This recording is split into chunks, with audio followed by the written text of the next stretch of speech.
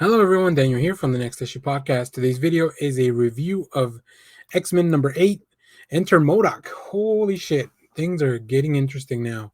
Not that they hadn't been interesting, but I think MODOK is definitely, just look at this cover, how menacing it is, and I'll show you some more artwork, but let's take a look at the creative team. I'll talk a little bit about the story, and we'll go more into the book. This book is written by Gerry Duggan, with art by Javier Pina, Marte Garcia on colors, letters by Clayton, Cowles, and design by Tom Mueller, with a beautiful cover by Pepe Larraz and Marte Garcia. X-Men number 8. It's a little bit of a standalone issue so far. We hadn't really fought MODOK before, but it looks like the X-Men are going on a cruise. The X-Men visit one of those cruises where things have gone wrong, and they encounter a new strain of just this experiment that MODOK is doing that just really, really is making people very angry at each other. This is kind of the X-Men's explanation of like, should people even go on cruises anymore? So I love the starting of this page where MODOK is kind of going over his plan, zooming in on this this virus that he's developed, this little whatever this experiment is that he's got going on. But MODOK just looks frightening. I love that it's like I don't know, 50% page, 50% of the page is his face, with his little robot hands and all that stuff.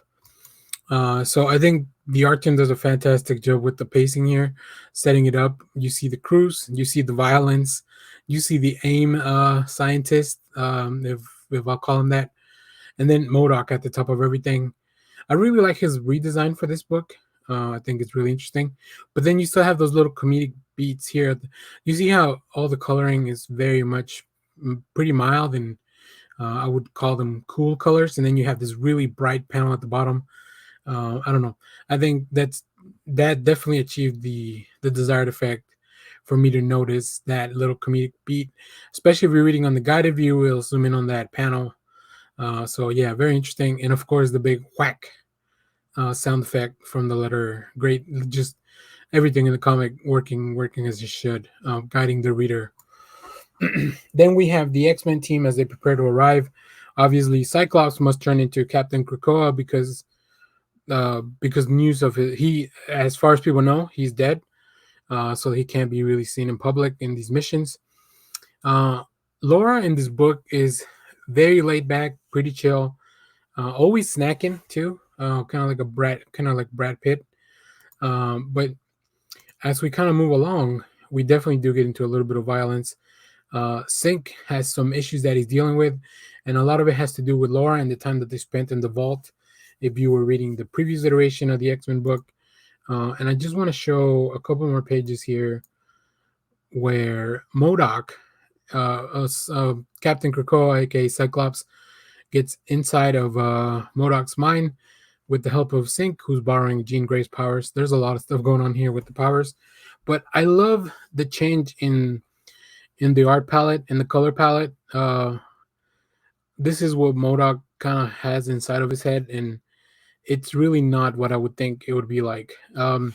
It's also a little like a slight nod to maybe the show, right? To the Hulu show where he had a family and kids and stuff.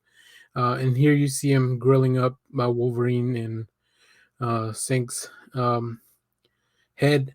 So yeah, very interesting stuff. I love those books so much. Overall, this story was fun. It does feel like a standalone thing because they're kind of setting up to ramp up back to there's a lot of things happening. There's the mad scientist that's competing with them. There's the people outside in the galaxy that have a bet on who can destroy the X-Men. And then there's the conflict with Ben Urich, who may know the secret of the X-Men and their immortality. One last thing I will show, because I thought it was neat. We do get to see a Negasonic Teenage Warhead back in the comics with her girlfriend. So I think that's really fun. That just take a few panels just to bring some fun characters back into the screen. So, but there you have it. That's my review of the X-Men. Once again, this book is probably one of my favorite X-Men books that are happening right now. And this comes from somebody that's reading the whole line. So I can't wait to see what happens next. I can't wait to see how this leads into the Immortal X-Men, which they've set up some seeds here, no pun intended, with Krakoa. But you guys let me know down in the comments, what do you think of this book? Are you enjoying it? Who's your favorite X-Men? Are you voting? Did you vote in that poll that we had recently? All that stuff. Leave us a comment, hit that subscribe button, all that stuff. So thanks for watching. As always, remember to share, like, subscribe, hit the bell so you know when we go live. That is most Sundays, 10 a.m. Central Standard Time. And stay tuned because we have more comic reviews, TV recaps, trailer reactions, all that stuff here in the channel. So thanks for watching. I'll leave you with a look at some variants for this book, which are all super amazing. Let us know down in the comments which one you picked up. And as always, thanks for watching, everybody. Bye-bye.